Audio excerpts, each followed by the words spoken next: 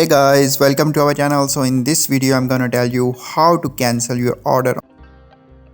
So what you need to do, just you have to open your order section. So simply on the left side click on orders.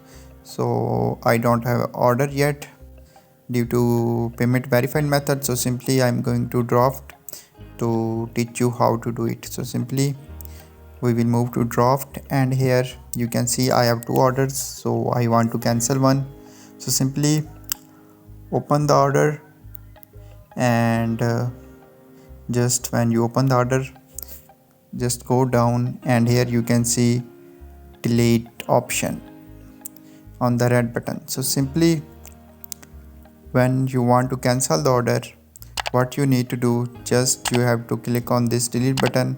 So this is the easiest way to cancel any order on Shopify.